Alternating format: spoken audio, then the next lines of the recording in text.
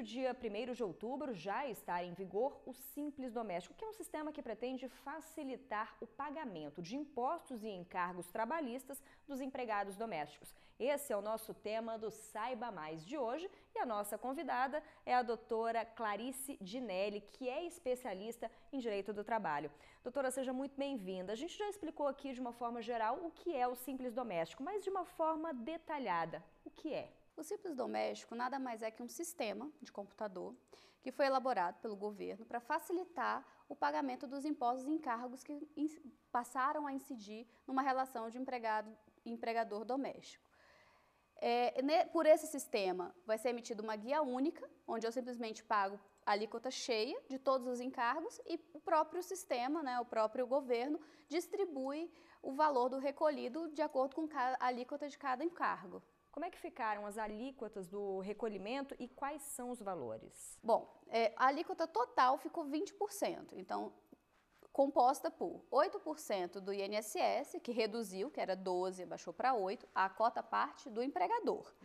8% do FGTS, 0,8%, que é o seguro contra acidente de trabalho, que garante ao empregado doméstico, a partir de então, a ser assegurado pelo INSS em caso de um acidente de trabalho. E 3,2%, que é para o fundo do FGTS, da multa de 40%. O que é isso? No término do contrato, o empregador tem que pagar 40% sobre o que tiver depositado de FGTS. Para fins de facilitar e pelo fato de ser uma relação entre duas pessoas físicas e não como uma empresa e pessoa física, o governo diluiu esse pagamento desses 40% nesses 3,2% por mês. Então, isso vai ser recolhido mensalmente, numa conta também de FGTS, separada da conta onde vão os 8%. Por quê? Porque ao final do contrato, caso a demissão seja sem justa causa normalmente, o empregado já recebe aquele valor, que é a multa de 40%.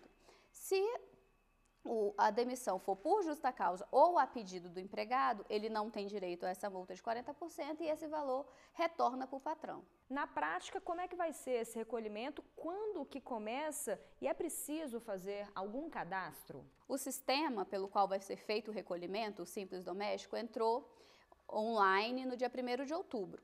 Nesse mês de outubro, durante o mês de outubro, o patrão tem para cadastrar tanto o patrão quanto o empregado, para aqueles empregados contratados até 30 de setembro. Se porventura você contrata um empregado agora durante o mês de outubro, o cadastramento tem que ser um dia antes do início do contrato. Então eu entrevistei hoje, a pessoa vai começar a trabalhar para mim na segunda-feira. Eu tenho até domingo para cadastrar, tanto o empregado quanto eu como patrão.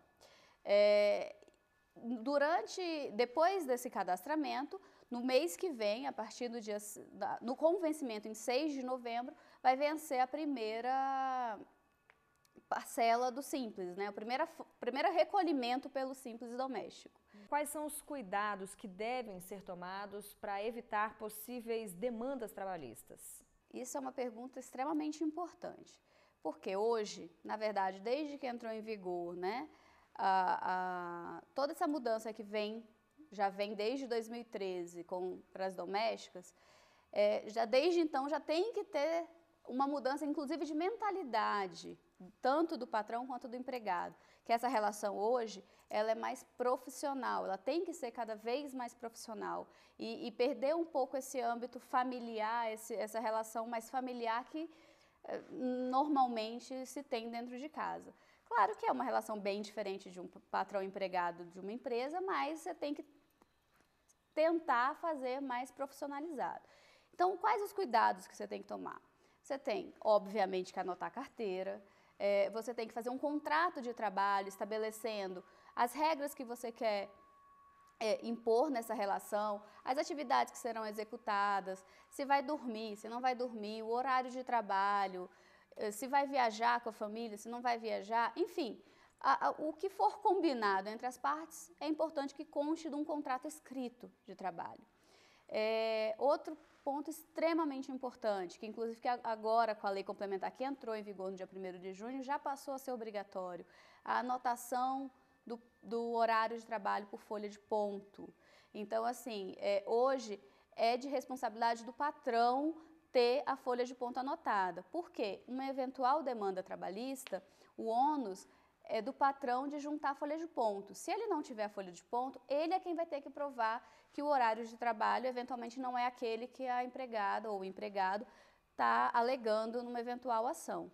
Então, a anotação do horário de trabalho por folha de ponto é fundamental. Enfim, dentre outros cuidados, guardar recibo, pegar recibo de tudo que paga, tanto do salário quanto do transporte, obviamente dos recolhimentos de INSS, FGTS, então tudo isso você tem que ter arquivado, porque numa eventual demanda você tem que ter como provar. Como é que fica a multa rescisória do FGTS?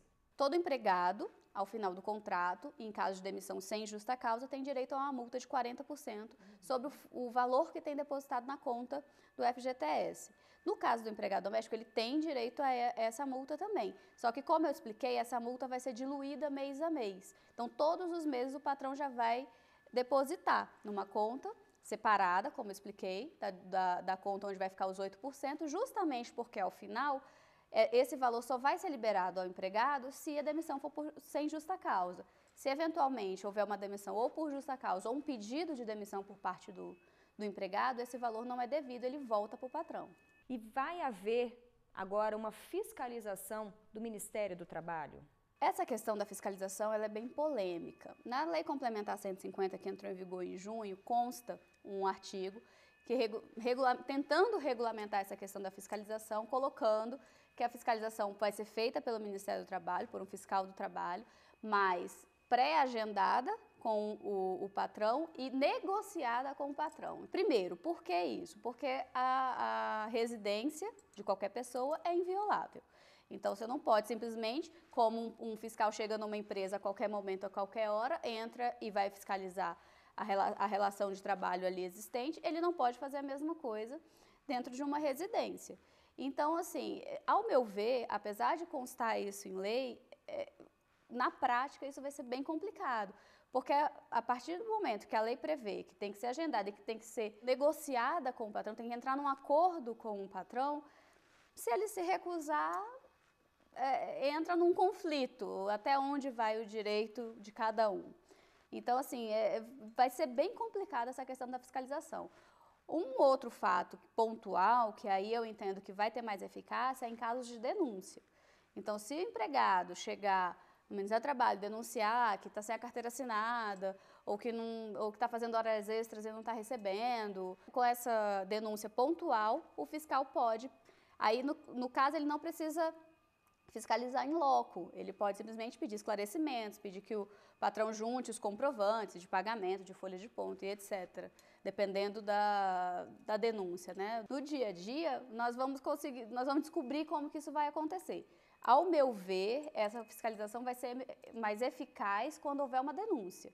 Mas, em geral, simplesmente por amostragem, hoje eu vou na quadra X do lago visitar as casas para ver se tem alguma irregularidade. Exatamente, é quase impossível.